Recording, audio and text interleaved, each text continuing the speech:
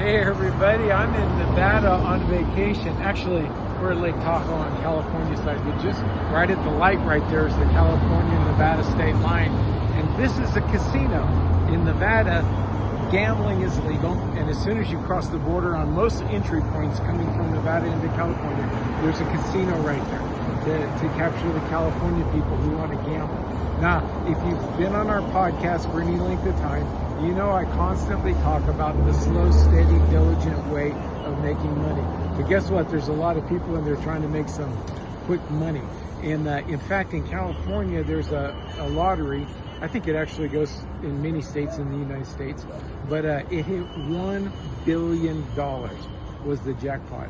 And when it hit $1 billion, I thought, I gotta buy some of these tickets. So I really ponied up and bought $2 US, which was 2 tickets for my chance to win $1 billion. Oh man, the thoughts going through your mind. What would happen if it actually won? But then there's that thing called, not one of my numbers even was picked. I mean, I was like so far out of the picture. It was a wasted $2. Now, $2, what's $2? And I can afford $2, but the concept behind it is real. So I looked up some stats on Grok AI program, and there are 2 main reasons why people gamble. Now, the first main reason is entertainment and excitement.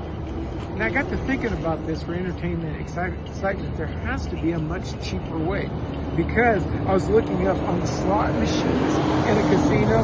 You have a 1 in 49,836,032 chance to win a slot machine, a big jackpot.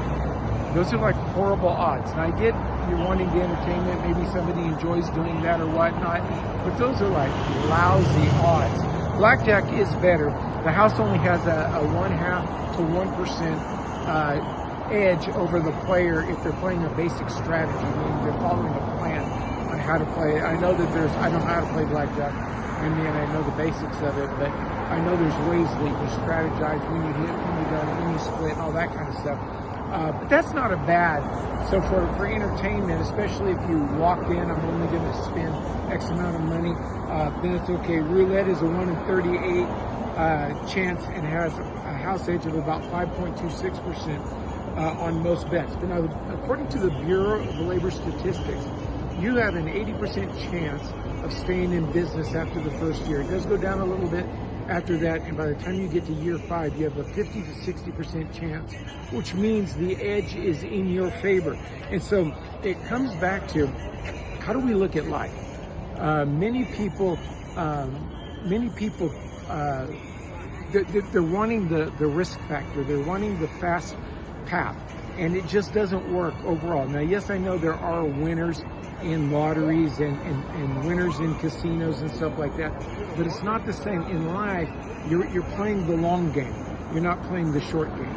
And so the concept that I talk about frequently is get a quality business plan, keep steady on it, keep putting money away, buying assets that create cash flow, and let it build. When your asset that creates cash flow spins off cash flow, and you don't need it to live in right now because you've got a business, put it into more assets so that you can continually build your product. So today's going to be a shorter video because I'm on vacation. We're getting ready to drive into Nevada and go see some things.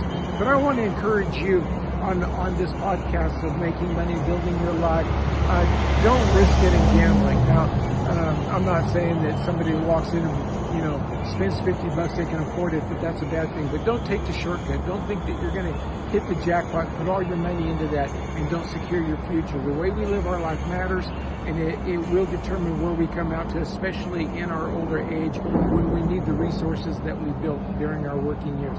So, hey, thanks again for stopping by. Like, subscribe, make a comment on here, ask a question. We will get back to you. We appreciate you coming by, and we'll see you again next week.